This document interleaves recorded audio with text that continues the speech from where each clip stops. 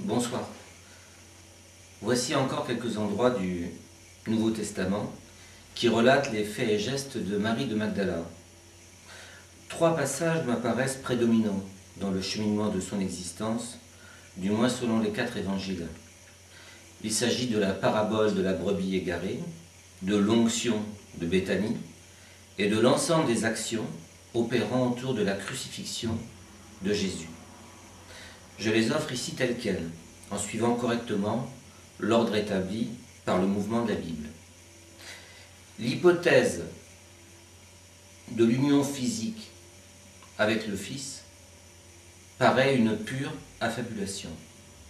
Le couple Jésus-Marie-Madeleine n'a jamais existé selon les différentes voyantes qui ont assisté aux scènes intimistes du Messie. Et je songe à Maria d'Agrega, à Anne-Catherine Emmerich et à Maria Bontorta.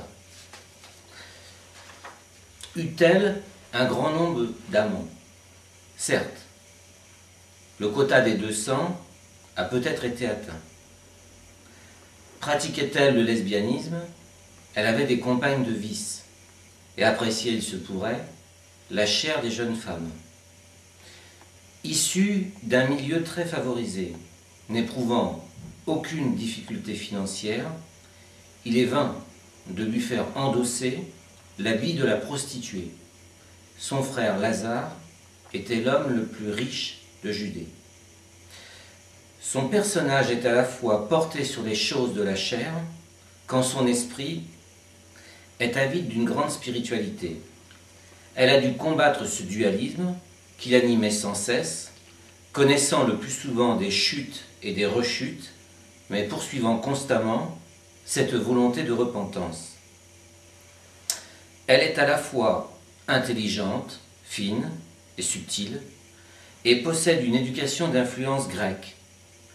Elle se montre également avertie quant aux choses de l'argent. C'est Marie qui négocie la vente des bijoux d'Aglaé. Elle en tire un bon profit et se flatte de remettre la somme bien pesante dans les mains de Jésus. Elle fut dans l'intimité du Fils et de la Vierge. Et si cette dernière l'a particulièrement appréciée, c'est parce qu'elle vouait à Jésus un amour désintéressé d'une rare intensité. Elle a beaucoup aimé, c'est pourquoi il lui sera beaucoup pardonné, insistait le Fils.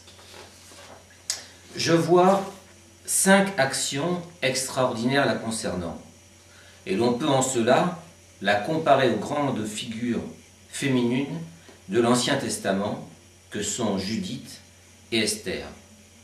Ces actes de bravoure ne jouent pas des faits militaires, mais relatent des élans spirituels d'une intensité égale par leur courage et essentielle pour la personne qui en bénéficie.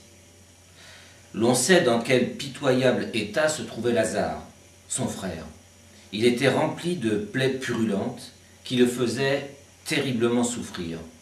Mais l'on ignorait les causes exactes de sa maladie.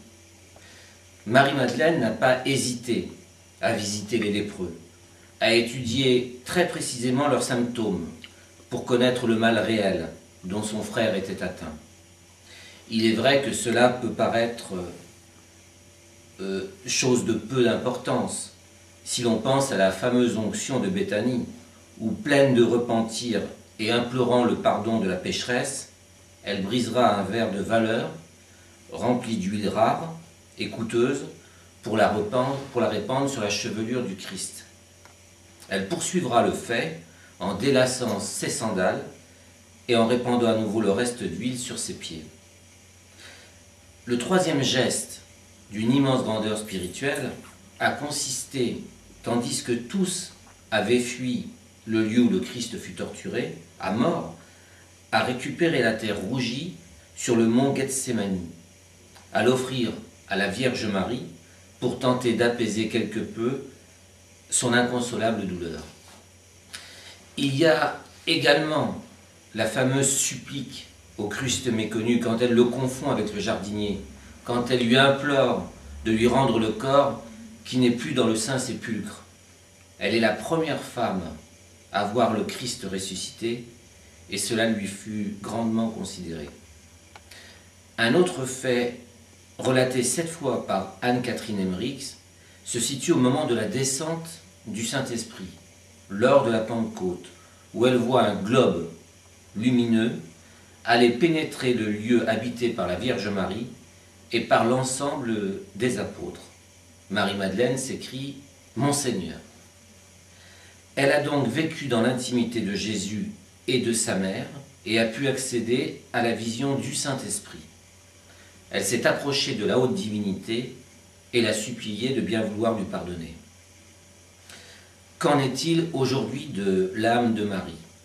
Est-elle citoyenne de la Jérusalem céleste?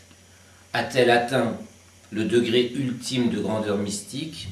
Ou est-elle encore une âme en attente, pérégrinant ou naviguant autour des saints baumes et de Vézelay?